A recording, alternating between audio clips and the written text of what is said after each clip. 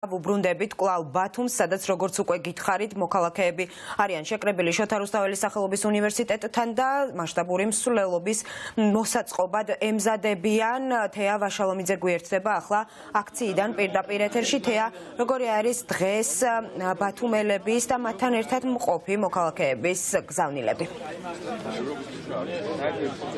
დიახ, ნადია, ამ წუთებში ბათუმის შოთა რუსთაველის სახელმწიფო უნივერსიტეტთან აჭარის ყველაზე მაღალმთიანი ხულოს რაიონის მცხოვრებლები არიან შეკრებილები. აქცია დაანონსებული 6 საათზე, თუმცა როგორც იცით, რთული მეტეოროლოგიური პირობების გამო და იმის გამო, რომ აჭარის მაღალმთიანეთში არის დიდი თოვლი, ისინი გზაში არიან და სულ მალე შემოუერთდებიან აქციას. აქ კი ბათუმში მცხოვრები ხულოს მოსახლეობა არის შეკრებილი და მინდა გითხრათ, რომ ძალიან საინტერესო ბანერები აქვთ მათ წარმოდგენილი. მინდა რომ წაგიკითხოთ რამდენიმე მათგანი სული ყიაში ამოგიყვანეთ. ანუ ნიშნავს, რომ სული ყელში ამოგვიყვანე, არ მოვდნენ ხეობაში, ანუ ჩვენს ხეობაში არ მოვიდნენ, ბუნებრივია საუბარი ქართულ ოცნებაზე, ეგრეთ წოდებულ ხელისუფლებაზე, პოლიტიკური ყაიმაღი, ანუ ნიშნავს, რომ პოლიტიკურად კარგ პოზიციაზე და კარგ მდგომარეობაში უნდა ვიყოთ და წადით ქართული ოცნებას, სოლიდარობა რეჟიმის მსხვერპლებს, რა თქმა უნდა, ისინი სოლიდარობას უცხადებენ უკანონოდ დაპატიმრებულ პატიმრებს და უკანონოდ დაპატიმრებულ ბუნებრივია მზია ამაღლობელს, რომელიც 15 დღეა უკვე შიმშილობას განაგრძობს საპყრობილეში. მე ახლა გავესაუბრები აქციის მონაწილეებს და აქციის მონაწილეები აქ შეიკრიბებიან, ხულოდან ჩამოსული მოსახლეობას ელოდებიან ისინი და შემდეგ მსვლელობას მოაწყობენ ქალაქის ქუჩებში და შეუერთებიან დიდ აქციას, რომელიც ტრადიციულად საკონსტიტუციო სასამართლოსთან იმართება. მიდია, რო გაგესაუბროთ, პირდაპირ ეთერში ვარ, მოდით ვიხდით თქვენი გზავნილები ხულოდან რა გზავნილები გაქვთ?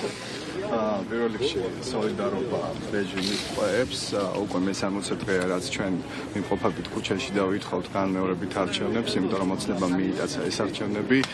სამწუხაროა დღეს რაც ხდება საქართველოს ქუჩებში, ჩვენ ხედავთ როგორ ესხმიან ისინი სხვადასხვა ადამიანებს, განსხვავებული პოლიტიკური ნიშნის მიხედვით, ხედავთ როგორ ესხმიან პოლიტიკოსებს თავს, რაც სამწუხაროა და ჩვენ ამის 2012 წელს ამისთვის არ გვიბრძოლია, ჩვენ როდესაც ლაში ვიბრძოლით, გვეგონა რომ ყველაფერი შეიცვალა და გვეგონა რომ ჩვენ გავხდებოდით ევროპული ოჯახის უფასოვანი წევრი, მაგრამ ხელისუფლებამ სამწუხაროდ გადაწყვიტა რომ საქართველოს ევროპული მომავალი მოკლას. ჩვენ ამის წინააღმდეგები ვართ. დღეს ხედავთ რომ აქ არის ხულელობის აქცია, მსვლელობა, შემდეგ გადავინაცვლით საკონსტიტუციო სასამართლოსთან და დღეს როდესაც ქართული ოცნება ამბობს რომ შვიდობით ევროპისკენ, ეს არ არის შვიდობა, მაშინ როდესაც ადამიანებს თავს ესხმიან, ხოლო მათ ოჯახში თბილად ზიან საკუთარ შვილებთან ერთად, ხოლო ჩვენ გვაქვს შიში ქუჩაში გამოსვლის, იმიტომ რომ განსხვავებული აზრის გამო შეიძლება თავს დაგვესხან, გაგვიტაცონ და ასე შემდეგ.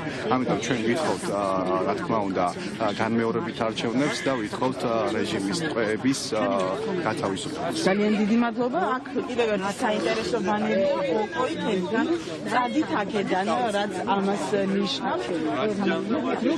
თქვენი გზავნილი აჭარის მაღალმთიანეთიდან. რას ეტყოდით აქციის მონაწილეებს და მთლიან საქართველოს, რომელიც უკვე 2 თვეა საპროტესტო რეჟიმში ცხოვრობს? გზავნილები უცვლელია,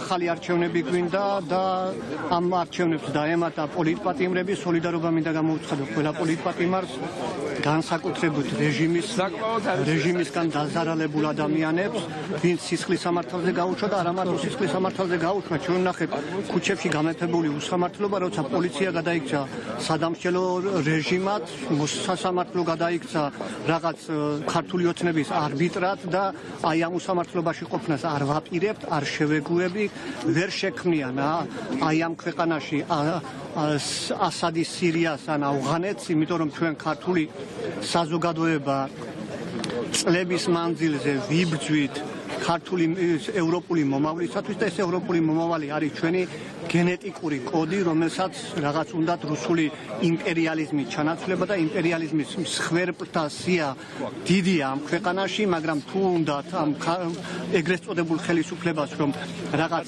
ისეთი ნაბიჯები გადადგას, სადაც ჩვენ დამოუკიდებლობის ხარისხს დაგვაკარგინებს, ნამდვილად არ შევეგუებით. დღეს აი ამ საზოგადოებისაგან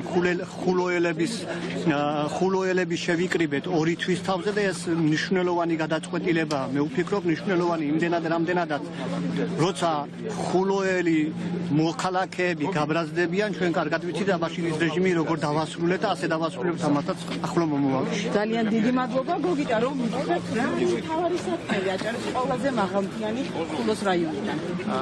ამაჩვენებთ მივესალმებით ეს ვაყურებელს ანუ პირველი რიგის დავიწყებ ჩვენი თანარაიონის ვიადი ცეცხლაძეა დავატიმრებული მალე თავისუფლებას ვუსურვებთ ასევე ყველა პოლიტპატიმარს მალე თავისუფლებას ვუსურვებთ და ჩვენი ან ჩემი თანარაიონების სათქმელი ის არის რომ ანუ დავდგეთ გვერდით აი მართლაც ჩემი ხულოელები ყოველთვის იქიდან სადაც სიტყვის თავისუფლება არის და ჩვენი ქვეყნის ნათელი მომავალია ჩვენი ქვეყნის ნათელი მომავალი ევროპული აუცილებლად ევროპული გზა არის და ჩვენც აუცილებლად მოვთხოვთ ახალი არჩევნები და პოლიტპატიმრების თავისუფლებას.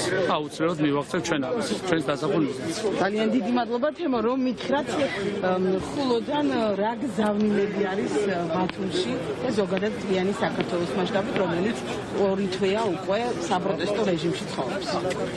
ზოგადად ხულო არის რაიონი რომელიც არჩევნებზე ახსენდება ხოლმე ნებისმიერ ხელისუფლებას მათ შორის წინა ხელისუფლებას იმის წინასაც და ამასაც მაგრამ ასევე ხულო არის რაიონი რომელიც გვიან ბრაზდება ოღონდ თუ გაბრაზდა ძალიან გვიან ჩერდება. ხულო არის ყველაზე ჩემი აზრით ოღონდ ამას სულად გულწრფელად ვამბობ ყველაზე ევროპული რაიონი აჭარაში იმიტომ რომ ესეთი წყნარი მშვიდი ხალხი ვართ მაგრამ არ გვინდა ჩვენ ვიცხოვრეთ კომუნიზმში საბჭოთა კავშირში რუსეთის უღელქეშ და ვიცით როგორი არის რუსეთი არ მოგწონს არ გვინდა რუსეთი და გვინდა ევროპა მაგიტომაც ვარ დღესახულელები შეკრებილი. ძალიან დიდი მადლობა აი ასეთია აჭარის ყველაზე მაღალმთიანი ხულოს რაიონის მოსახლეობის განწყობა ისინი როგორც გითხარით ამ წუთებში ბათუმის შოთა რუსთაველის სახელობის უნივერსიტეტთან იკრიბებიან ელოდებიან ხულოდან მოდიან ასევე გზაში არიან ისინი სროლობას მოაწყობენ ბათუმის ქუჩებში და შეუერთებიან დიდ საპროტესტო აქციას რომელიც ტრადიციულად საკონსტიტუციო სასამართლოსთან იმართება.